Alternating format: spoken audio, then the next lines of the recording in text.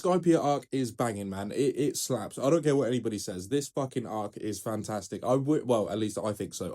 I'm really enjoying it. And in this episode was one of the most action-packed and fast-paced episodes so far. Not just in terms of the action, but in terms of what's actually happening. It feels like everything's coming to a boiling point in this episode. Everything's been building up so beautifully to this moment after, Anel announced this survival challenge that's been going on this whole time. It seems to be coming to a head now, and Anel's enjoying every single second of it. He's just sort of watching in the background now, just sort of sat and wanting people to go up to, the upper level, the upper ruins, in order to die, essentially. God's prophecy is that only 5 people are going to remain, and he's been saying that since the beginning, and it seems to be coming true. So many people are falling every single episode. I mean, when Zoro discovered Chopper in this episode, it was actually quite heartbreaking. I mean, it's rare you get to see Zoro display that sort of emotion. Obviously, he cares a lot about his friends, about his crewmates, and he's not like an emotionless guy. He's very cool most of the time, you know what I mean? He's very calm and collected. Well, I wouldn't say calm. Zoro does scream a lot, especially when he's fighting. But seeing him display that sort of like genuine worry and concern over his friend, and seeing Chopper like that is heartbreaking, bro. I love Chopper. I'm a Chopper fan. I'm a Chopper fanboy. You know what I mean? So seeing him just destroyed like that massive cut across his chest, completely unconscious. I don't think we've seen Chopper in that bad of a way before. Maybe besides when he was getting the mushroom for Doctor Who look, which was devastating. Regardless, I'll start crying again if I think about that. But yeah, seeing Zoro actually display those sort of emotions, I thought was, very interesting. And it does remind you that Zoro isn't just this badass swordsman that just, is always thinking about fighting. He has these genuine emotions that he feels for his friends and his crewmates and all that sort of stuff. He is a protector and he is a fighter, but, he has this big range of emotions.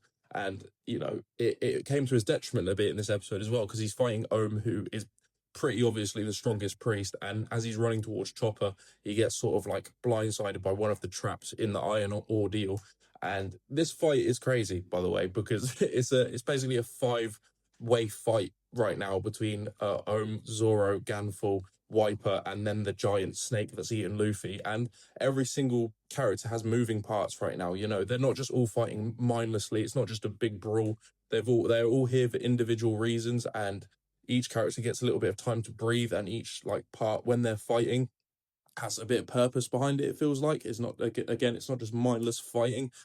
Everything has a reason, it feels like, and Oda's incredible at that, condensing a bunch of moving threads into one through storyline, if that makes sense. One thing that all sort of connects, and these people are all here for a purpose. And it makes this fight super fun to watch. It just feels like everything is coming to a head now. Nami and Aiza also arrived and then got eaten by the giant snake where Luffy is, as well as Ganful. So maybe they'll find Luffy, because he's been stuck in this snake for ages now. So when Luffy comes out, I can't wait to see him sort of confront everyone, for him to see Ohm and potentially Enel at some point. I think that's going to be great. I can't wait for any of the Straw Hats to meet Enel. Obviously, Usopp and Sanji and Nami have, but they got destroyed very quickly. But I'm interested to see what happens when Zoro and Luffy eventually meet this dude and how exactly that's going to go down. But there's still so much to be excited about in this arc, but I absolutely really loved this. I mean, I love fights in anime. It's what I live for. Do you know what I mean? I grew up on Dragon Ball Z, so any sort of fights I'm down with. Obviously, this isn't like Dragon Ball Z scale in terms of the fighting and stuff like that.